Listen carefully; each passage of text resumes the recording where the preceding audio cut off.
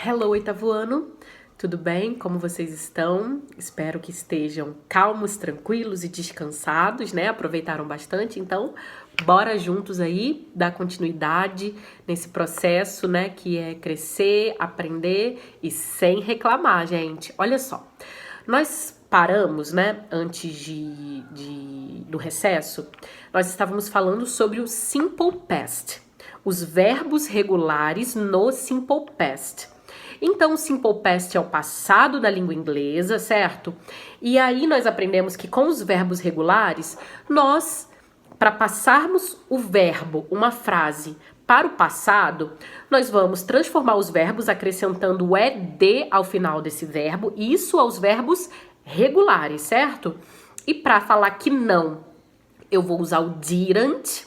E aí o verbo que tinha o ed na afirmativa, ele volta para a forma dele no normal, né? Na forma dele normal. E se eu quero fazer uma pergunta para alguém referente ao passado, eu vou usar o did no início da frase e automaticamente aquele verbo que estava com o ed na forma afirmativa, ele perde esse ed. Lembram disso? E aí, para responder, yes, I did, no, I didn't, certo? Não foi assim que a gente aprendeu? Pois é, agora nós vamos iniciar então a unidade 3, capítulo 2, ok? Página 330, New Zealand. New Zealand is famous for its diverse landscape and unique culture. It also has a rich and fascinating history. What do you know about New Zealand? Então, New Zealand é um país, né? E ele é famoso, né, por sua diversidade e cultura única. Bem, nós vamos fazer uma leitura de um texto, ok, sobre a Nova Zelândia. Read about New Zealand and its spectacular sights. Então, leia sobre a Nova Zelândia e seus locais espetaculares. Auckland was first settled by Maori tribes around 1350. By the time European settlers arrived in 1840, it was almost deserted. Today, Auckland is New Zealand's largest and fastest growing city. Situated between two coasts, Auckland has many harbors, and it's said to have the most pleasurable boats per person of any city in the world. The Sky Tower is the city's most distinctive landmark at 176 feet tall. The tower is the tallest building in the Southern Hemisphere. Então tá falando sobre a cidade de Auckland, né? Foi estabelecida, né? Os locais das primeiras tribos Maori nessa data. E aí em torno, né, de 1840 chegaram os colonos, né, europeus, e era quase que deserto, né? Hoje ela é a maior e a mais veloz cidade, né, em crescimento, e ela é situada entre duas costas, ok? E tem muitos portos, né? E dizem ser um dos locais que tem o maior número de barcos de passeio por pessoa, ok? De todas as cidades do mundo, tá? A Sky Tower, né? É a mais distinto, né, ponto de referência. Aí tem a altura de 1.076 pés, né, de altura. E é o prédio, né, mais alto do hemisfério sul, tá? Wellington is New Zealand's capital city. It's home to the Parliament Building and many other cultural treasures. The city rests between rolling green hills and a wide waterfront. A highlight of the city arts, cultural and historical attraction is Te Papa. The National Museum, it's one of the largest national museums in the world and holds many Maori pieces, including a carved meeting house. It also displays the original treat of Waitangi. Bem, e aí tá falando sobre essa cidade de Wellington, né? É a capital. E ela é situado, onde é situado o parlamento, né? E muitos outros tesouros culturais. E aí fala de um deles, né? Que é o museu histórico, né? E ele é um dos maiores museus do mundo e é onde contém, né, muitas peças Maori, né? Inclusive uma caverna, né, de encontro aí. É uma caverna deles, né? E ela exibe o tratado original de Waitangi, que eu não sei o que é. Christchurch is the largest city in the New Zealand South Island. In the past, the city was centered on agriculture. Today is a refined modern city. The beautiful Christchurch Cathedral can be found in the city's Cathedral Square. The Avon River winds through the city and is one of Christchurch's major attractions. Visitors and locals enjoy walking along the paths and bridges that dot the river. They also can be found floating downstream in boats. Então tá falando sobre essa cidade, Christchurch, que é a maior cidade do sul da ilha, né? No passado era o centro da agricultura, hoje é uma cidade refinada e moderna. Lá situa, né, a bonita catedral, né, que se chama Christchurch, Igreja de Cristo, e que fica nessa praça aí, né? O rio Avon, né? Ele vai através, né, de toda a cidade, né? E lá é onde tem as maiores atrações, tá? Os visitantes e locais, eles podem caminhar ao longo do rio, né? E eles também podem encontrar barcos pelo rio abaixo, tá? The first settlers to arrive in the area surrounding Dunedin were Scottish. The city's Scottish roots give it a unique character.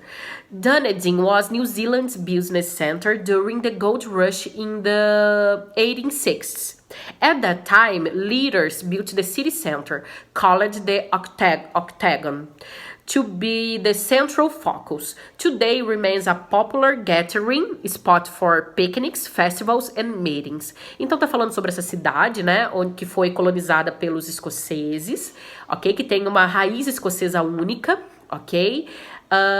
Ele já foi, né, o centro de negócios da Nova Zelândia na época da Corrida do Ouro, que ocorreu nessa data aí de 1860, tá? Agora, né, no momento, né, foi construído aí no centro, né, que foi chamado de octógono e que é o foco central de tudo, tá? E aí, today, hoje, né, permanece sendo um popular ponto de encontro para piqueniques, festivais e encontros, tá? Esse local aí, o Octagon. At 349 Aoraki, Mount Cook is New Zealand's tallest mountain. Legend says that a boy named Aoraki and his 3 brothers were at the sea when their canoe overturned on a reef. When the brothers climbed on top of their canoe, freezing wind turned them to stone. The canoe became the Salt Island, and Aoraki and his brothers became the peaks of the mountains. Aoraki Mount Cook is where famous New Zealander Sir Edmund Hillary trained before he made his historic trek up Mount Everest. Bem, aí tá falando sobre uma montanha, né? Essa montanha aí, Aoraki, que é a mais alta montanha, né, da Nova Zelândia. E uma lenda diz, né? A lenda lá da montanha diz que um garoto chamado Aoraki e os seus 3 irmãos foram pro mar quando a canoa deles foi derrubada em um recife. Quando os irmãos, né? Meu Deus, escalaram o topo da canoa, eles foram congelados, sendo transformados então em uma pedra, uma rocha. A canoa, ela se tornou o sul da ilha, e Aoraki e os seus irmãos, eles se tornaram os picos da montanha, ok? Das montanhas. Aoraki Mount Cook, né? Essa montanha aí, então, onde o famoso neozelandês, o senhor Edmund Hillary, treinou antes dele fazer a histórica subida para o Monte Everest. Ok? Galera, 10 minutos de texto, então bora lá, página 332. Vocês vão responder aí, ok? Retirando o número 2. 5 verbos regulares do texto, vocês já conhecem os verbos regulares. Agora vocês vão responder as perguntas do texto, ok? Eu não vou traduzi-las, é com vocês, eu estou aguardando as respostas. Aí a gente vai falar um pouco sobre o past simple of irregular verbs. Esse texto que a gente leu teve vários verbos irregulares, então prestem atenção aí aos verbos que estão em negrito, ok? Na forma deles original, o verbo be, become, build e make. Eu quero que vocês encontrem eles lá no past simple, lá no texto, ok? E depois traduzam para o português. Página 333, nós vamos iniciar essa página com os verbos com o RA. Desculpa, RA da página 333. Eu quero que vocês façam o jogo da memória que tem lá, ok? Encontrando os verbos no passado e no presente, ok? E aí eu quero que vocês escrevam todos eles no seu caderno e me enviem junto com as atividades, ok? Bem, e aí nós vamos iniciar então... vamos dar continuidade ao simple past irregular verbs, aos verbos irregulares. Gente, não tem outro jeito. O verbo irregular a gente tem que memorizar, ok? Então, nós temos aí no primeiro quadro a primeira frase com o verbo na forma, no passado, aí o verbo irregular. I did my homework in the afternoon. Eu fiz o meu dever de casa à tarde. Did é o simple past do verbo do, o verbo fazer, ok? Então, bora lá. Nós temos aí, olha, 3 verbos.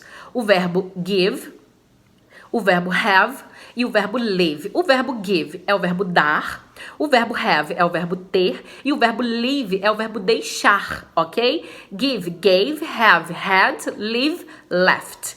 He gave me flowers. We had a wonderful weekend.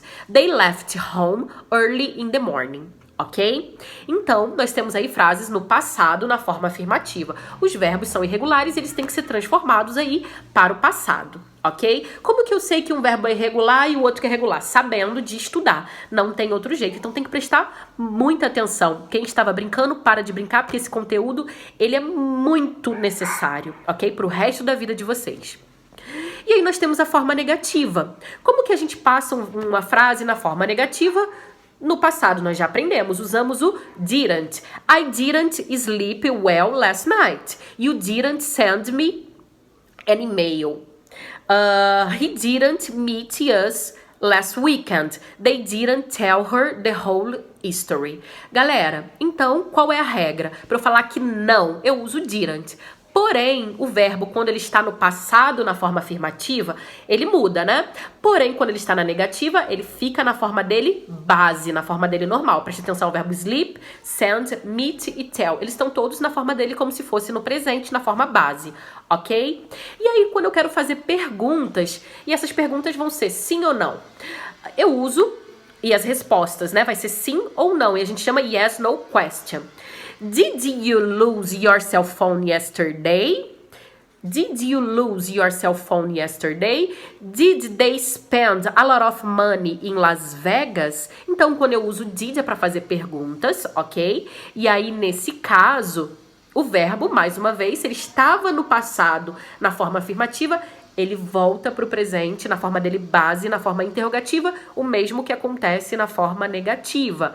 Então, did you lose your cell phone yesterday? A gente já conhece essa frase. Você perdeu o seu celular ontem? Did they spend a lot of money in Las Vegas? Eles gastaram muito dinheiro em Las Vegas? E aí as respostas curtas. Yes, I did. No, I didn't. Yes, they did. No, they didn't. Ok? Tranquilo? What language did they speak at the meeting? Que língua? Então, se eu for fazer uma pergunta usando, né, eu quero saber muito além do que sim ou não, eu vou usar as interrogative questions. What, ok? What language? Que língua? What language did they speak at the meeting? Where did she hide the present? Onde ok? Ela escondeu o presente. E aí, no passado. E para isso eu vou usar what, where e logo depois eu uso o did, ok? Se é uma pergunta, tem que ter o did. Passamos para a página 334, então nós vamos fazer a página 334, número 1, ok? Escrever frases usando aí as palavras que foram dadas, ok? Já tem aí o verbo no passado e no presente, ok? Então, transformam as frases para o passado. Lembrando que se tiver algum referencial de tempo no presente, utiliza o do passado, ok? E aí, nós vamos responder as perguntas de acordo com o modelo, ok? Did you go to the movies last weekend? Yes, I did. Who did you go to the movies with? I went to the movies with my brother. Então, você vai responder as perguntas aí da letra A até a letra C, usando aí o exemplo aí, ok? Yes, no, ok? Quando for necessário, ou resposta completa quando tiver aí, ok? Usando os verbos, a resposta tem que usar os verbos no passado. Número 3. What did these people do last night? O que essas pessoas fizeram na noite passada? Write affirmative or negative sentence according to the pictures and the verbs from the box. Vocês vão escrever frase na afirmativa ou na negativa, de acordo com as figuras e os verbos que estão no box. Lembrando que o verbo tem que passar para o passado, ou se tiver na negativa, usar o didn't e o verbo aí referente aí na forma dele original, ok? E o número 4, escreva 4 frases sobre o que você fez na semana passada, ok? Estou aguardando. Kisses, bye bye.